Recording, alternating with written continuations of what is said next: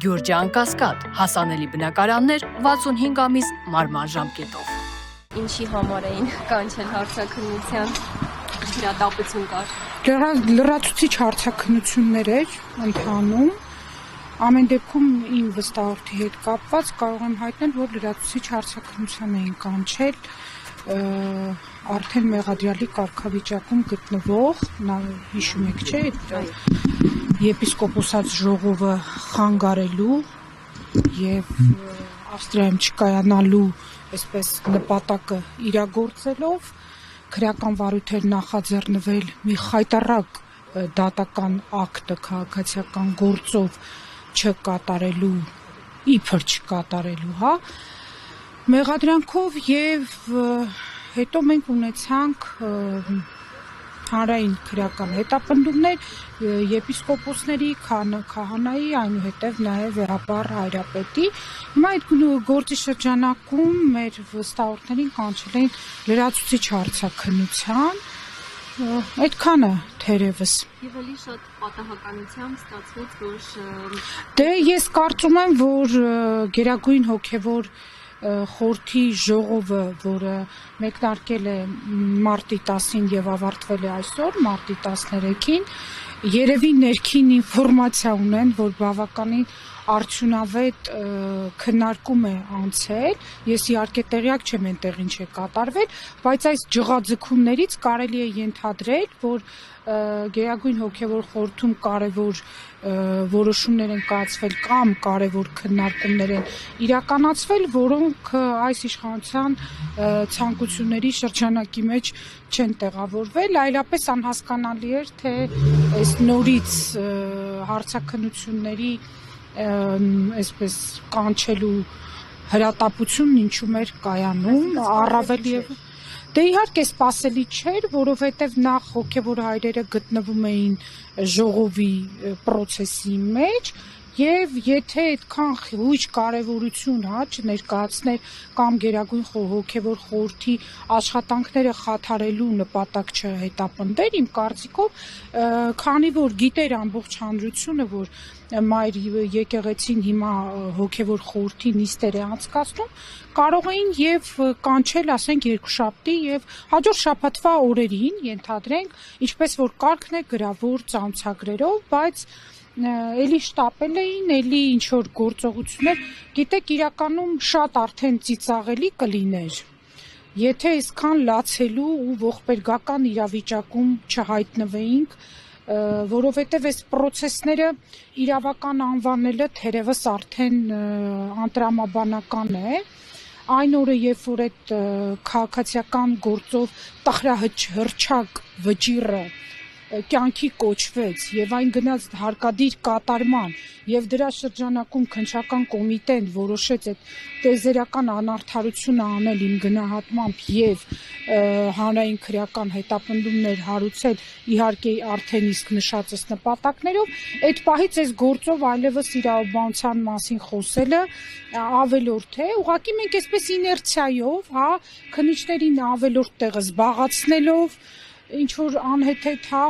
գործողությունների շրջանակում որ կարող են իրենք ընդհանրապես ոչ կատարել, ոչ էլ ծանրաբեռնվել եւ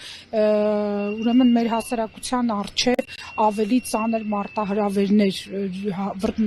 ունեցող գործերով, հա, ասենք օրինակ թմրանյութերի գործերով մեծ քննության անհրաժեշտություն կա ուժերը չեն հերիքում վստահ եմ եւ այսպես բազմաթիվ ամեն քայլափոխին սպանություն է մարդը տնից դուրս է գալիս չի կարող վստահ լինել որ հասարակական անվտանգությունը այն մակարդակի է որ ասենք ամեն քայլափոխի հանցագործություն տեղի չունենա բայց ունենք այն ինչ ունենք ավելի վատ պատկեր ինչ առումով կանխատեսումը ոնց է զարգանալու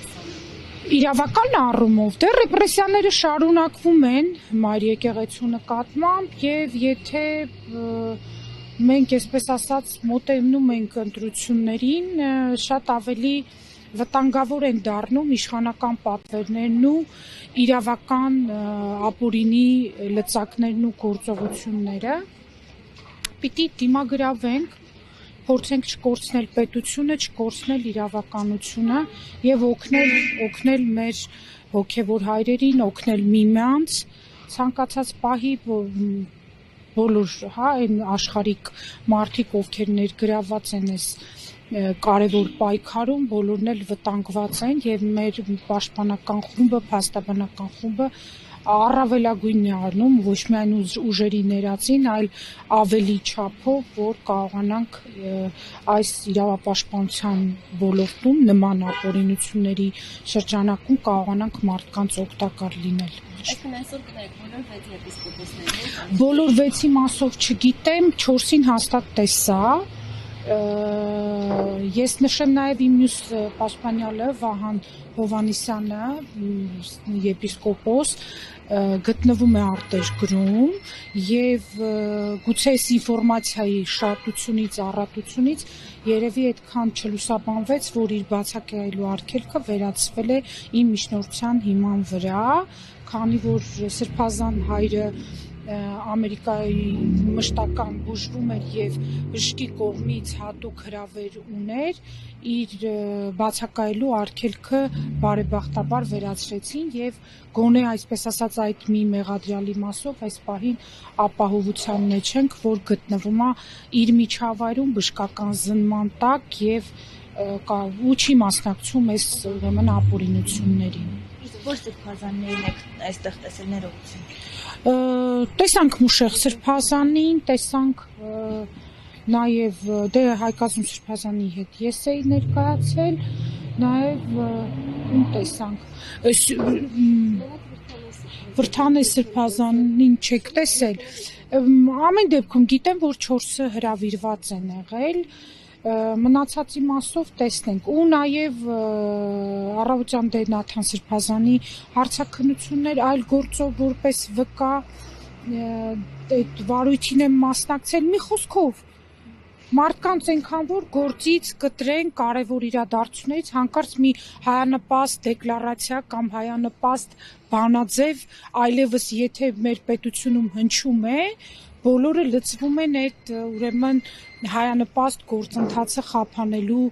գործին, հա, այդպիսի տպավորություն է մոտ առաջանում, որ եթե մեկը ի նպաստ հայի, Հայաստանի, հայոց ցեղասպանության, Արցախի մի բան բարձրաձայնում է, մեղադրյալները կան ու կան։